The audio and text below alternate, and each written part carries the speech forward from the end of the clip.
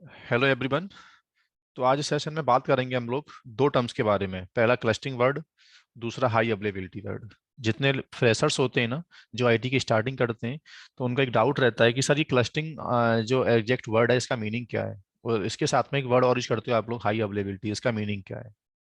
तो अभी स्टार्ट करते हैं। ठीक है, पहले बात करते हैं क्लस्टरिंग के बारे में।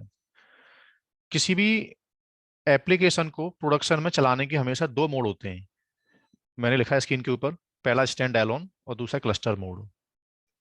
स्टैंड एलोन का मतलब होता है सेपरेटली, एक मशीन है और उसमें आपने अपनी एप्लीकेशन लाइव कर दी, ठीक है, और वो चलना स्टार्ट हो गई, लेकिन कुछ भी इंसिडेंट आया, वो सिस्टम आपका डाउन चला गया, तो उसमें चलने वाली जितनी सर्विस है ना वो सभी आपकी डाउन हो गई, क्योंकि वो स्टैंड एलोन था, उसका कोई हेल्पर नहीं था, उसके साथ में एक नोड और नहीं था ग्रुप में कि यार मैं डाउन चला गया तो मेरी सर्विस को आप रन रन कर पाओ। ऐसा कंसेप्ट अवेलेबल नहीं था, तो उसको बोलते हैं हम लोग stand alone mode. Right. I hope, दोबारा बोल दे रहा हूँ। जब कोई वर्कलोड एक मशीन के अंदर चलेगा और वो मशीन आपकी डाउन चली गई, तो पूरा वर्कलोड आपका डाउन चला गया। वो सर्विस ऑटोमेटिकली किसी और सिस्टम के ऊपर जाके गेट अप नहीं होने वाली, अपने आप स्टार्ट होने वाली नहीं है। हाँ, फिर आपको क्या करना होगा, फिर सेम कॉन्फ़िगरेशन का एक मशीन आपको लेना होगा और उस एडमिन एडमिन से बोलना होगा, एडमिन एक काम कर दो, उस सेम सर्विस को दूसरी वाली मशीन के ऊपर अप कर दो। ऑटोमेटिक अपने आप कुछ नहीं होने वाला। स्टैंड एलोन में मैनुअल एडमिन टीम को काम करना पड़ेगा। एक सिस्टम डाउन चला गया तो सेम कॉन्फ़िगरेशन का एक मशीन रेडी और रखना होगा और सेम सर्विस को वहां पे लाइव करना होगा। राइट। तो ऐसा बोलते हैं स्टैंड एलोन में ऑटोमेटिक फैलोवर नहीं होता। एक मशीन डाउन होने के बाद वो सर्विस ऑटोमेटिकली दूसरे मशीन के ऊपर अप नहीं होती है, हमें मैनुअल जाके अप करनी पड़ती है, जिसमें क्या होता है, डाउन टाइम आपका ज्यादा हो जाता है एप्लीकेशन के लिए। राइट। क्लस्टरिंग मोड का मतलब होता है जब कम से कम दो मशीन, टू या more than two system are working together for any workload. दो, कम से कम दो या दो से ज्यादा मशीन जब मिलकर एक सर्विस के लिए काम करती हैं कि यार हमारा काम है सर्विस को 24/7 अप रखना।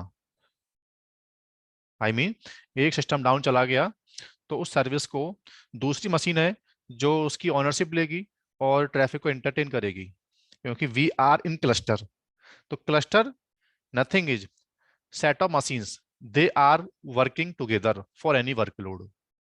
दे नो, उन सबको मालूम है आपस में कि यार मेरे मेरे मेरे कितने नोड हैं अवेलेबल अभी, और यानी हर एक नोड को मालूम होता है कि हम ग्रुप में कितने नोड है टोटल।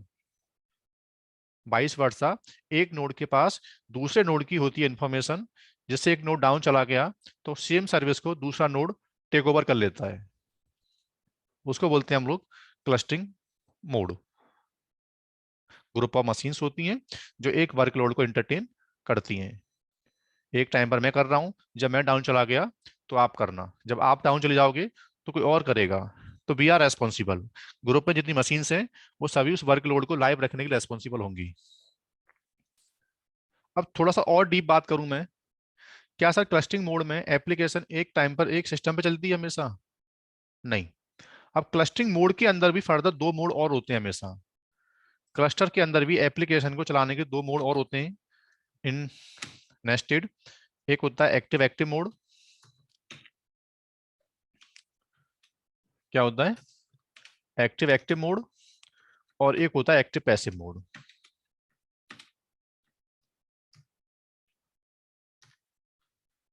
कौन सा बेस्ट है ऐसा नहीं बोल सकते, डिपेंड करता है ओवर द एप्लीकेशन कि उसका नेचर कैसा है। राइट। पहले बात करेंगे एक्टिव एक्टिव के बारे में। एक्टिव एक्टिव का मतलब होता है जब ग्रुप ऑफ मशीन्स है मेरे पास, सेट ऑफ मशीन्स हैं इन इन सिंगल क्लस्टर, राइट, और same application I have placed over the multiple server. मेरे पास मल्टीपल सर्वर्स हैं इन क्लस्टर, राइट, और मेरी same website same web service we are running parallelly over the multiple web servers over the multiple machines. तो एक cluster तो हुआ, but एक cluster में एप्लीकेशन को चलाने का जो मोड है वो कैसा है? एक्टिव एक्टिव है। So same service when you are running at a time over the multiple servers, right, और through balancer, I mean active active clustering का बेनिफिट कब है, जब हमारे पास we should have the balancer, एक फ्रंट एंड बैलेंसर होगा जो आगे ट्रैफिक को स्पिन करेगा। तो वो ट्रैफिक किसी नोड पे जाए, इवन नोड 1 पे जाए, नोड 2 पे जाए, नोड 3 पे जाए, सब पे क्या हो रखा है, मेरी सेम वेबसाइट पड़ी हुई है, तो ट्रैफिक कहीं से भी इंटरटेन हो सकता है, राइट। और एक लाइन मैंने बोली अभी, एक्टिव एक्टिव क्लस्टरिंग का जो बेनिफिट है वो तभी मिलने वाला है आपको जब हमारे पास फ्रंट एंड में एक बैलेंसर होना चाहिए। क्योंकि जब सर्विस मल्टीपल नोड पर चलेगी, तो जब बाहर से ट्रैफिक आएगा वो किस नोड पे जाएगा, ये डिसीजन कौन लेगा, बैलेंसर, राइट। तो लेकिन मार्केट में कुछ एप्लीकेशन ऐसी होती हैं जिनको एक्टिव एक्टिव में रन कर सकते हो आप लोग, ठीक है, जिसके एग्जांपल मैं आपको दूंगा अभी। बट कुछ ऐसी होती हैं एप्लीकेशन जो एक्टिव एक्टिव में नहीं चल सकती, तो उसका दूसरा मोड कौन सा है, एक्टिव पैसिव है। एक्टिव पैसिव का मतलब होता है कि नहीं, क्लस्टर नोड मल्टीपल होंगे, in a single cluster we having multiple node, node 1, node 2, node 3, node 4, but लेकिन एक टाइम पर उस सर्विस को एक्टिव रखने वाला एक नोड होगा, प्राइमरी नोड एक होगा। जब वो नोड डाउन जाएगा तो सर्विस बेसिकली किसी और नोड पे स्विच करेगी, जिसको बोलते हैं हम लोग फेलोवर नोड। अब वो नोड 1 पे जाएगी, नोड 3 पे जाएगी, नोड 4 पे जाएगी, ये डिपेंड करता है कि आपने क्लस्टरिंग किस टाइप से इंप्लीमेंट की हुई है। तो एक्टिव पैसिव का मतलब होता है मास्टर और स्लेव, ऐसा बोल दो। आई मीन मेरी सर्विस एक टाइम पर एक नोड पे अप रहेगी, जब वो नोड डाउन चला जाएगा तो सेम सर्विस मेरी फेल ओवर होकर किसी और नोड पे चलना स्टार्ट हो जाएगी। और एक्टिव पैसिव क्लस्टरिंग में हमें बैलेंसर की नीड नहीं होती है हमें, क्योंकि सर्विस एक टाइम पर एक नोड पर रहती है, तो हम उसी नोड की आईपी से सर्विस को बाहर से ओपन कर सकते हैं, राइट। तो क्लस्टर, दोबारा बोल दे रहा हूँ, सेट ऑफ मशीन्स जब multiple systems they are working together for any workload, that is called cluster, group of machines. अब क्लस्टर में, क्लस्टर के अंदर एप्लीकेशन को चलाने के दो मोड होते हैं, पहला stand alone mode, sorry,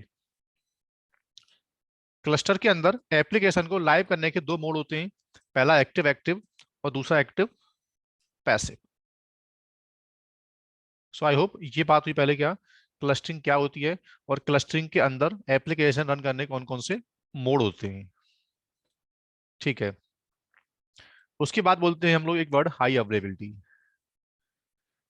clustering architecture या क्लस्टर, जो बेसिकली टर्म्स में यूज कर रहा हूं, उसका जो बेनिफिट है वो है हाई अवेलेबिलिटी। किसी एप्लीकेशन का डाउन टाइम कम से कम एंड डाउन टाइम बचाना, किसी एप्लीकेशन को हाईली, जितना हो सके ज्यादा से ज्यादा सिस्टम के ऊपर अप रखना। एक नोड डाउन गया और जब सर्विस यहाँ से हट के किसी नोड पर जाएगी तो डाउन टाइम गया, लेकिन वो सेकंड्स का डाउन टाइम गया, क्लस्टरिंग नहीं होता। तो हमें एक सर्विस को इस नोड से हटा के इस नोड पर ले जाने के लिए मैनुअल इंटरेक्शन करना पड़ता, उसमें डाउन टाइम बहुत ज्यादा हो जाता। तो हाई अवेलेबिलिटी बेसिकली क्लस्टरिंग का प्रिंसिपल है, क्लस्टरिंग का बेनिफिट है।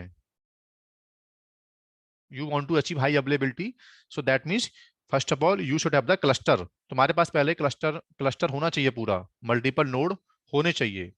उसका बेनिफिट क्या है, through cluster we are getting high availability, हम अपनी एप्लीकेशन को हाईली अवेलेबल कर पा रहे हैं, यानी कम से कम उसका डाउन टाइम जा रहा है, ज्यादा से ज्यादा मार्केट में क्या हो रही है, एप्लीकेशन अवेलेबल रहेगी ओवर द इंटरनेट, राइट। तो क्लस्टरिंग टोपोलॉजी में जो आपको बेनिफिट मिला वो है आपका हाई अवेलेबिलिटी। आई होप आपको समझ में आया होगा यहां तक पहले। उसके बाद बात करते हैं हम लोग, थोड़ा सा मैं इन डेप्थ और जा रहा हूं कि सर हमने सुना है आईटी में कि क्लस्टरिंग के कुछ टाइप्स होते हैं मार्केट में, type of cluster, yes, right. Clustering basically दो टाइप की होती है, पहला है ओएस ओएस क्लस्टरिंग। क्या बोलते हैं, ओएस क्लस्टरिंग। जब आईटी में वर्चुअलाइजेशन टेक्नोलॉजी नहीं थी, बिफोर वर्चुअलाइजेशन टेक्नोलॉजी, केवीएम नहीं था, वीएमवेयर नहीं था मार्केट में, हार्डवेयर वर्चुअलाइजेशन जब तक मार्केट में अवेलेबल नहीं था, तो एक क्लस्टरिंग हम यूज करते थे जिसको बोलते हैं ओएस क्लस्टरिंग। ओएस क्लस्टरिंग का मतलब क्या था, मैं डायग्राम से बात करता हूँ। ओएस क्लस्टरिंग बेसिकली हम किसको बोलते थे, ओएस क्लस्टरिंग का मतलब था कि जैसे मेरे पास एक नोड, दूसरा नोड और तीसरा नोड, राइट। ये मेरे पास मल्टीपल सर्वर्स हैं और इसमें एक सर्विस कॉन्फ़िगर्ड है। सपोज करना इसमें एक वेब सर्विस कॉन्फ़िगर्ड है। तो ओएस क्लस्टरिंग में क्या होता था, एक मशीन से एक सर्विस को उठाना। जैसे ये सिस्टम आपका डाउन चला गया, इसमें आपका नेक कार्ड फॉल्ट हो गया या स्टोरेज फॉल्ट हो गया, तो ओएस क्लस्टरिंग में क्या होता था कि सर्विस यहाँ से टर्मिनेट होके यहाँ से सर्विस बंद हो जाएगी और किसी नए नोड के ऊपर चलना स्टार्ट हो जाएगी। ऑपरेटिंग सिस्टम लेवल पे कोई आया फेलियर, ओएस लेवल पे आने वाला कोई फेलियर की वजह से मेरी सर्विस क्या कर रही है, रेस्पॉन्स नहीं करेगी अगर, तो वो सर्विस क्या करेगी, वहां से टर्मिनेट होके किसी नए नोड पर चलना आपकी स्टार्ट हो जाएगी। इसको बोलते हैं हम लोग ओएस क्लस्टरिंग। राइट। उसके बाद जो दूसरी क्लस्टरिंग मार्केट में आई उसका नाम है क्या, हार्डवेयर, या बोलते हैं क्या, हार्डवेयर बेस्ड क्लस्टरिंग।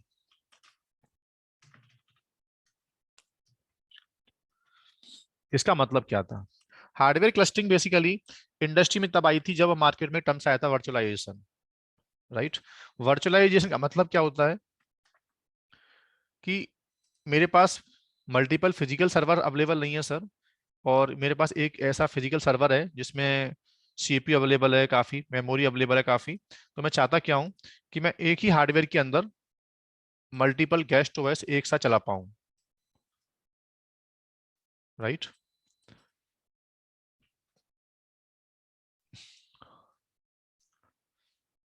तो हार्डवेयर वर्चुअलाइजेशन जो मार्केट में आया था वो यही कहता है कि on a single hardware you can run multiple guest OS.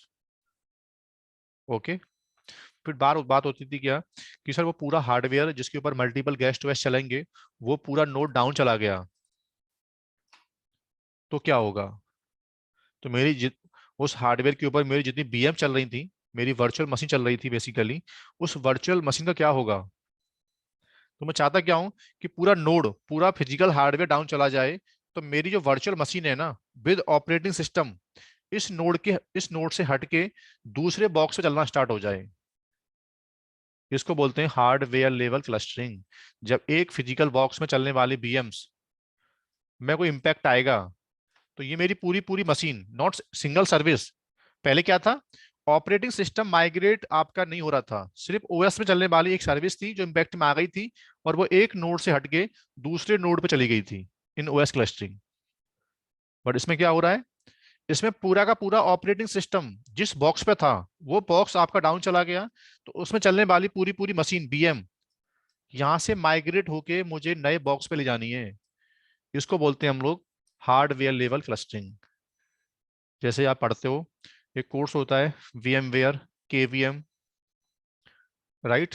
So they all are providing concept of hardware based clustering. So I hope आपको समझ में आया होगा कि क्लस्टर वर्ड होता क्या है, स्टैंड एलोन क्या होता है, क्लस्टर मोड क्या होता है, हाई अवेलेबिलिटी का मतलब क्या है, और इंडस्ट्री में टाइप ऑफ क्लस्टरिंग बेसिकली दो टाइप की होती हैं, ओएस क्लस्टरिंग और एक हार्डवेयर बेस्ड क्लस्टरिंग। सो इस सेशन में इतना ही। Thank you.